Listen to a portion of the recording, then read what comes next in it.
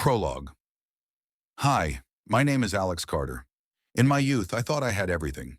The best friends, a great dream, and a strong belief in the future. But soon I realized how easy it is to lose all of that, how quickly you can fall, and how hard it is to get back up. Yes, even when you rise higher than you ever were, you still sometimes feel an emptiness inside. Chapter 1. Childhood.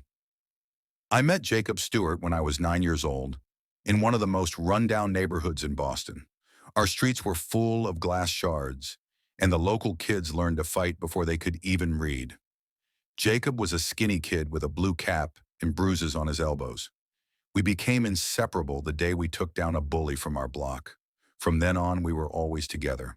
On the roofs of old houses, we dreamed about the future that didn't quite match the grayness of our neighborhood.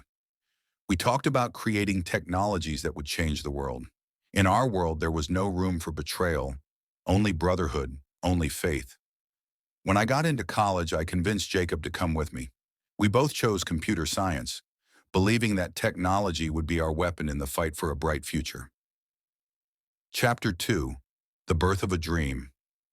From the moment we founded Novatech in our small apartment, a new life began. Our days were filled with coding and ramen noodles, and our nights were full of dreams of success. Our first client paid us $500, and we immediately spent it on a server and pizza. That was our path to something greater.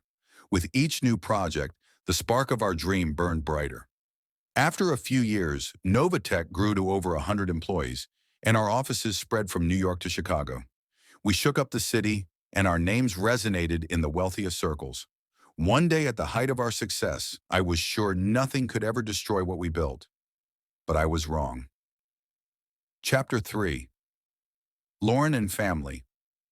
Everything changed the day I introduced Jacob to Lauren at a party. Smart, beautiful, and full of life. She captured his heart. I remember the way his eyes lit up. They got married, and I was his best man.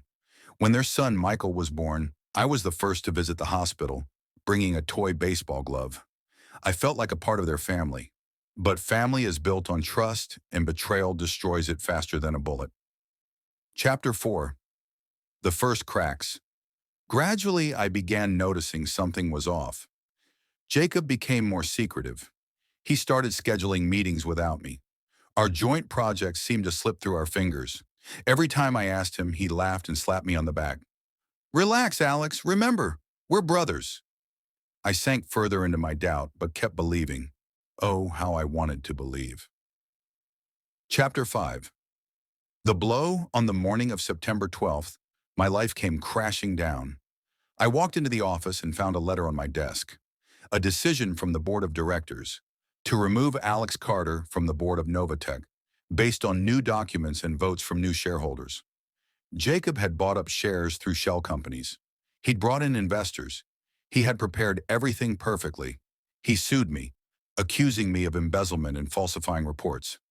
Fake documents. Bought witnesses. I was thrown out of the company we built together like trash. And you know what was worse than anything? The way he looked at me then. Without regret. Like I was an annoying mistake that needed to be corrected.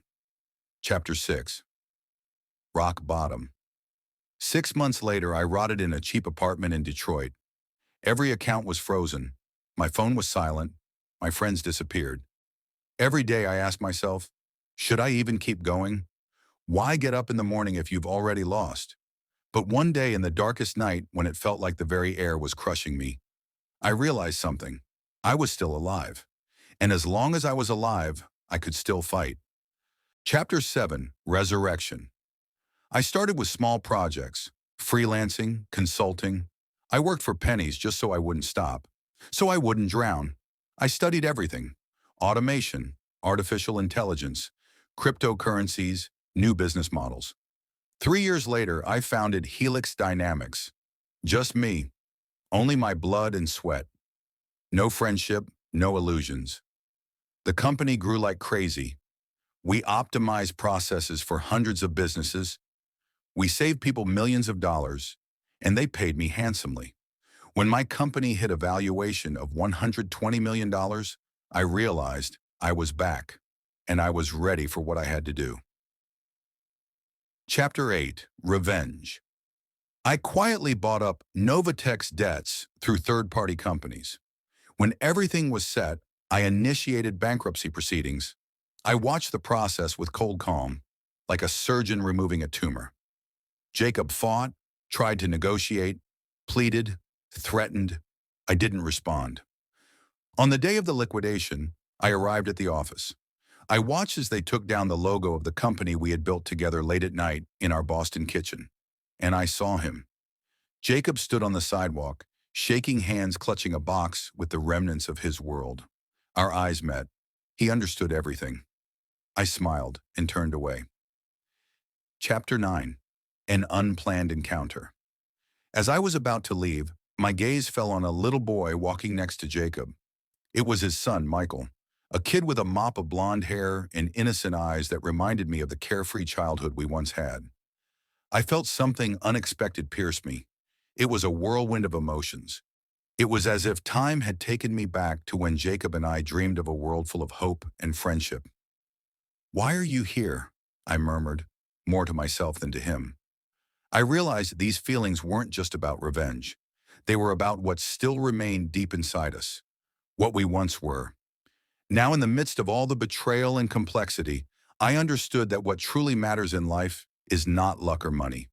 It's the simple moments that bound us together, with Jacob, with Lauren, and with little Michael. Maybe someday we'll meet again, I thought, looking into Michael's sincere eyes, lost in the affairs of my past but still hoping for a better future. Epilogue.